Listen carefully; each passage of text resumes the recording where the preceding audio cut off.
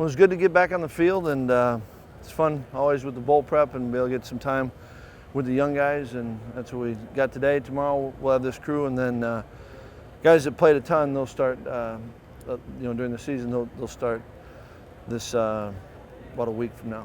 So this is a good time. It's fun.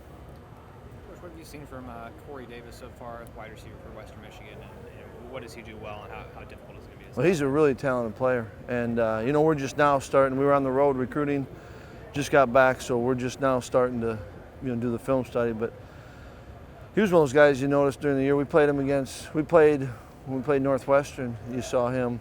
They opened up with them, and Illinois we also had. So there's a couple crossover opponents, but saw some things on TV with him. He's a really talented player.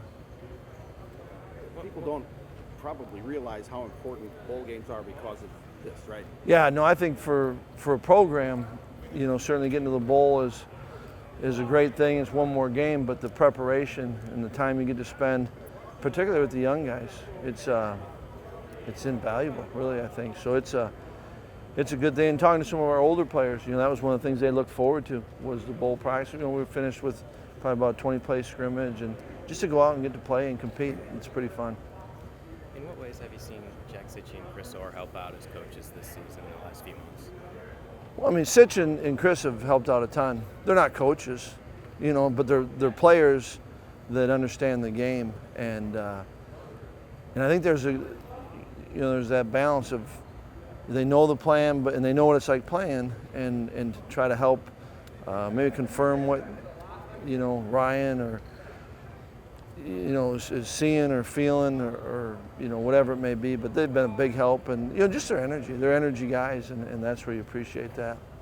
When you first heard Cotton Bowl and your opponent, what were your initial thoughts? I was fired up. I mean, Cotton Bowl is one of those bowls. I mean, it's historically been a big bowl, and anytime you get a chance to play in a bowl game that's assigned by the committee, and then when you find out you're playing one of two undefeated teams, it was exciting to me, and I know to our kids too.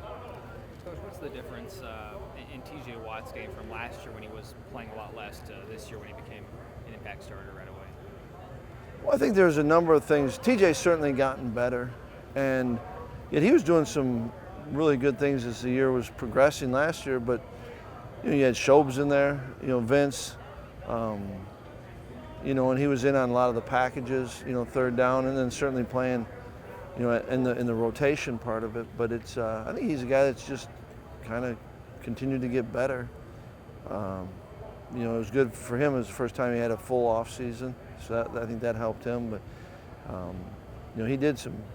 he made plays last year, but I think he's just, as you'd like a guy to do, he's elevated it with the number of times he's played, and he's impacted games in a big way.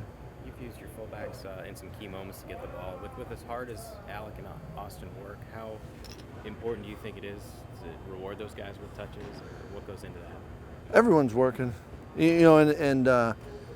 but there's times where it's been good for us, and we're not doing it just to say, hey, here's a bone. It can be good in certain situations against certain defenses, and we have confidence that they'll be able to do what you need to do. But it's not because they're working hard. You know what I mean? They should be working hard. Well, you mentioned your reaction to the matchup in the bowl game. Yeah. You said you were fired up. Do you get the sense that your players share that, or will they need a little time to get separation from the loss to Penn State? No, I think they're excited to play, and yet I think that's a real thing, Jeff. And you have that. It's not like a regular season, which is sometimes good and bad. Because you got to turn the page on a Sunday.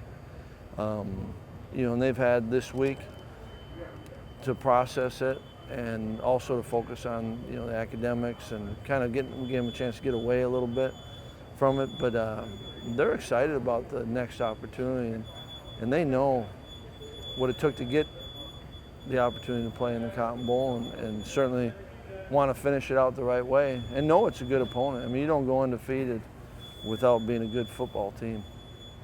Will they also know just by looking at the tape, that especially in that offense, Yeah. that they've got some guys who can make plays? As we're starting to watch it, and some of the kids were up. I mean, that's the advantage we get. as you do watch the tape and you say, all right, we got to be on here, and boy, this is a good player, there's another good player, and then you see them playing as a team and executing, it won't be hard to get our kids' attention.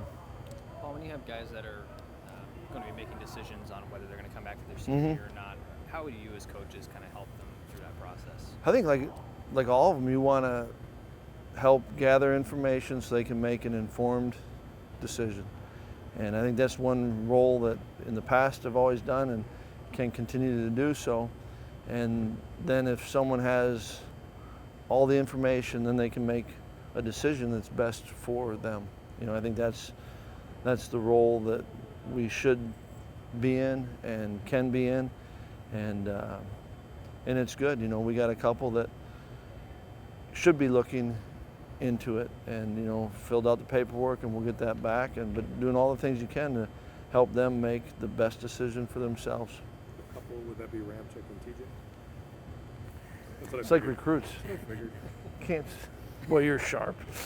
Just wanted to ask. Along those lines, and given the success that Russell Wilson had in his year here and your work with him, how do you think that can be beneficial in your pursuit of other graduate transfer quarterbacks in the future? Do you think it can? I think each person's unique.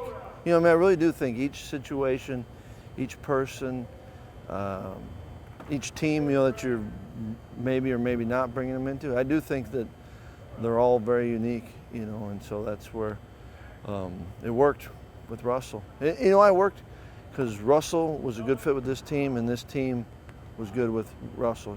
I thought our group back then welcomed in someone to help, but also knew we're a pretty good team. And Russell was the right kind of guy, that he didn't come in thinking he was going to save the world, but he could add value, and it worked. But I think, been around it. We didn't have a graduate transfer last year. We had one, and it didn't work.